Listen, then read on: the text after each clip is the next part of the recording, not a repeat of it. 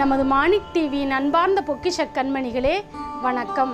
அடியேன் ஆதி அந்த மாணிக்க வாசக சிவசன்மார்க்க பீடத்தின் குரு மாதாஜி டாக்டர் ஜெயந்தி ஸ்ரீபா சிவாச்சாரியார்.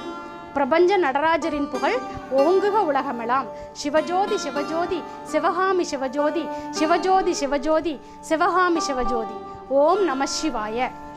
இன்னைக்கு நம்மளோட டாபிக் திருவாசகத்தில் சிவபுராணத்தில் வர்ற 7வது பாடல் மாணிக்க வாசகர் பாடியது. புல்லாகி பூடாய் புழுவாய் மரமாகி பல்விருகமாகி பறவையாய் பாம்பாய் கல்லாய் மனிதராய் பேயாய் கணங்களாய் வல்ல சுரராகி முனிவராய் தேவராய் செல்லா நின்ற இத்தாவர சங்கமத்துள் எல்லா பிறப்பும் பிறந்தழைத்தேன் அப்படின்னு மாணிக்க வாசகர் சொல்றாரு. அதாவது சிவபெருமான் எல்லா ஓருயிரிலிருந்து 6 உயிரான மனிதர் வரைக்குமே படிப்படியாக எல்லாத்துக்குமே வேண்டியதை கொடுக்குறாரு. முக்தி மோட்சத்தை அளிக்கிறவர் அவரு தான். அதாவது புல்லுங்கிறது ஓருயிர் தாவரம், மனிதர்ங்கிறது பகுத்தறிவுள்ள மனிதர்கள் நம்ம. அதாவது கல்லாய் மனிதராய் அப்படிங்கிறது கல்லாத மனிதர்களை குறிக்குதுங்க. மாணிக்க வாசகர் இதை பற்றி சொல்கிறாரு. அதாவது நீங்கள் காளஹஸ்தி பற்றி கேள்விப்பட்டிருப்பீங்க. திருக்காளஹஸ்திங்கிறது என்னன்னா, திரு அப்படிங்கிறது சிலந்தியை குறிக்கக்கூடியது, காலம் அப்படிங்கிறது நாகத்தை குறிக்கக்கூடியது, ஹஸ்தி அப்படிங்கிறது யானையை குறிக்கக்கூடியது. அதுதான் திருக்காளஹஸ்தி. சிலந்தி, பாம்பு, யானை மூன்றும், அதாவது அதுக்கு பகுத்தறிவு கிடையாது, மிருகம் வெளியில் பகுத்தறிவு கிடையாது, ஓர் உயிரிலிருந்து ஆரம்பிக்கிறது. இதெல்லாம் பூச்சி வகையை சேர்ந்தது சிலந்திங்கிறது. இந்த கதை என்னன்னா, இந்த கதையில் சிலந்தி என்ன பண்ணுதுன்னா, சிவபெருமான் மேலே, சிவலிங்கத்து மேலே ரொம்ப அன்பினால் ஈர்க்கப்பட்டு தன்னோட உமிழ் நீரை வச்சு அவருக்கு கூரை மாதிரி கட்டுது. அந்த உமிழ் நீரில் சிலந்தி வலை கட்டி பூஜை பண்ணிகிட்டு இருக்குது, தொடர்ச்சியாக பூஜை பண்ணிகிட்டே இருக்குது. அப்போ என்ன ஆகுதுன்னா, டெய்லியுமே பண்ணிகிட்டு இருக்குது சிலந்தி. அப்போ ஒரு பாம்பு என்ன பண்ணுதுன்னா, அது தன்னோட நாகமாணிக்கத்தை எல்லாம் அந்த சிவலிங்கத்து மேலே கக்குது. டெய்லி நாகமாணிக்கத்தை கக்கி டெய்லி பூஜை பண்ணிகிட்டு இருக்குது. 3வது யானை என்ன பண்ணுதுன்னா, அதுவும் டெய்லி என்ன பண்ணுதுன்னா, இந்த புல்லு பூடு பூக்கள், புல்லு மீன்ஸ் அருகும் அந்த புல், அப்புறம் செடி பூண்டுகள்லாம் இருக்குமில்ல, அது பூக்கள், இதெல்லாம் கொண்டு வந்து போடுது. தன்னோட தும்பிக்கையில் நிறைய தண்ணி ஊற்றுது சாமி மேலே.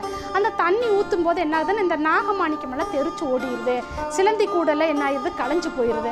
அதில் என்ன கிடக்குது, புல் பூடு இந்த மாதிரி பூக்கள், இதுதான் கிடக்குது. இப்படியே டெய்லி 3மே ரொம்ப அதி தீவிர பக்தர்களாக இருக்குதுங்க. இந்த மாதிரி பூஜை தொடர்ச்சியாக பண்ணிகிட்டு இருக்கும்போது இந்த சிலந்திக்கும் பாம்புக்கும் ஒரு நாள் எப்படி நம்ம டெய்லி மறுநாள் காலையில் பார்க்கும்போது எல்லாம் களைஞ்சு கிடக்குது. அப்போ அதுகளுக்கு ஒரு சந்தேகம், இது எப்படி டெய்லி நம்ம கட்டுனதெல்லாம் களைஞ்சு கிடக்குது, இதை நம்ம இன்னைக்கு யாருன்னு கண்டுபிடிச்சோன்னு இந்த சிலந்தியும் பாம்பு ஒண்டி ஒரு ஒதுக்குப்புறமாக நின்று இதை செக் பண்ணுறதுக்காக பார்த்துட்டு இருக்கிறாங்க. அப்போ சிலந்தி என்ன பார்க்கும்போது, இந்த யானை மறுநாள் அதே மாதிரி புல் பூடு பூக்களையெல்லாம் போட்டு தண்ணி ஊற்றி அர்ச்சனை பண்ணும்போது என்ன ஆகுதுன்னா, அந்த சிலந்தி கூடெல்லாம் களையிறத பார்த்து இந்த சிலந்திக்கு ரொம்ப கோபம் வந்துருச்சு. அதே மாதிரி பாம்பும் பார்க்குது, அந்த நாகமாணிக்கமெல்லாம் அந்த தண்ணி ஊற்றுறதுனால என்ன ஆகுதுன்னா, பூரா செதறி அடிச்சு போயிடுது. இந்த யானை தான் இத்தனை வேலையும் பண்ணிட்டு இருக்குது, அப்போ இதுக்கு ஒரு நம்ம முடிவு கட்டணும்னு சொல்லிட்டு என்ன பண்ணுது, இந்த யானை பாரு, இந்த பாம்பு நினச்சிக்குது, யானை டெய்லி இந்த புல் பூடு எல்லாம் கொண்டு இங்கே போட்டு எல்லாம் இது பண்ணிட்டு இருக்கிறதையெல்லாம் இனிமேல் நம்ம தடை பண்ணணும், இதுக்கு என்ன வழி பண்ணலான்னு யோசனை பண்ணிட்டு இருக்கும்போது இந்த சிலந்தி என்ன பண்ணுதுன்னா, யானையோட காதுக்குள்ளே போய் பூந்துக்குது. காதுக்குள்ளே பூந்தோடனே அதுக்கு என்ன ஆகுது, காதுக்குள்ளே பூந்தோடனே யானைக்கு ஒன்றும் கண்ட்ரோலே பண்ண முடியல, அதனால இது பண்ண முடியாமல் பிளிருது.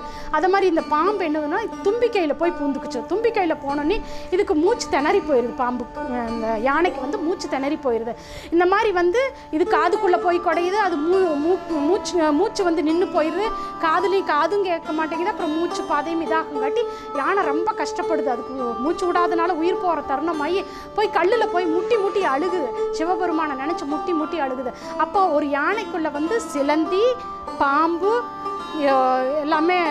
எல்லாம் 3மே கலந்து இருக்கிறது இதுக்கு 3மே அதிபக்தியில் இந்த மாதிரி பண்ணுறதை பார்த்து சிவபெருமானுக்கே ஆச்சரியமாயிருச்சு. என்னடா இதுக்கு இப்படி பண்ணுது, முட்டி அழுது 3 உயிர்களுமே செத்து போயிடுது. 3 உயிர்களுமே உயிரை இழந்துறது.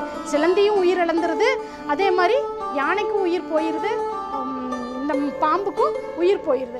இந்த மாதிரி உயிர் போனதுனால என்ன ஆகுது, அதுக்கு பிறகு சிவபெருமான் இந்த 3 உயிர்களுக்குமே முக்தியும் மோட்சத்தையும் கொடுக்குறாரு. அது இல்லாமல் இந்த புல்லு பூடு ஓருயிர் தாவரம் ஈருயிர் தாவரம் பறவை பாம்பு எல்லாமே இந்த இடத்துல தான் நடந்திருக்குது. அதே மாதிரி முக்தி மோட்சத்தை அவர் பால் யார், சிவன் பால் யார் அதிகமான அதீத அன்பு வச்சிருக்கிறாங்களோ, அதீத பக்தி வச்சிருக்கிறாங்களோ, சரணாகதி அடைகிறாங்களோ, இந்த மாதிரி எல்லா உயிர்களுக்கும் வந்து அவர் முக்தி மோட்சத்தை கொடுத்தாரு.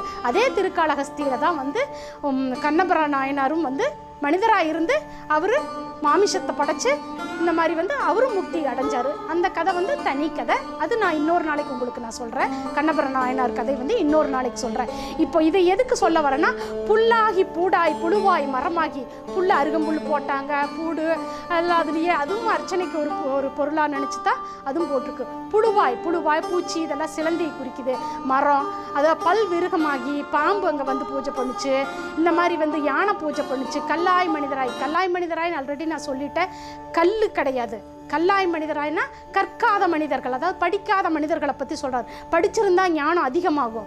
அந்த கல்லாய் மனிதரா அதுக்கு பிறகு என்னவாவாங்க, பேயா மாறுவாங்க, கணங்களாக மாறுவாங்க, வல்ல அசுரராக கூட மாறி முனிவராக மாறுவாங்க, தேவராக மாறி எல்லா பிறப்பும் என்ன சொல்கிறார் மாணிக்கவாசர், பிறந்து இழைத்தேன்ட்டார். எல்லா பிறப்பும் பிறந்து இழுத்துட்டேன் எம்பெருமானே அப்படின்னு அவர் சொல்கிறார். இப்படி எல்லா பிறப்பும் பிறந்து இழைத்தாலும் கூட நீ ஒருவன், எவன் ஒருவன் வந்து முக்தியும் மோட்சத்தையும் வேண்டி அவரிடம் சரணாகதி அடைகிறாங்களோ அவங்களுக்கு வந்து கட்டாயம் ஓருயிரிலிருந்து எல்லா எல்லா உயிர்களுக்கும் சிவபெருமான் முக்தியும் மோட்சத்தையும் கட்டாயம் கொடுப்பார் என்பது இந்த பாடலை வந்து நீங்கள் படிக்கும்போதே அதிலிருந்து மாணிக்கவாசகர் உங்களுக்கு உணர்த்துறார். இதனால் சிவபுராணத்தை படிக்கும்போது இந்த இது எல்லாமே உங்களுக்கு ஞானமாக அவர் கொண்டு வந்து சேர்த்துவார்.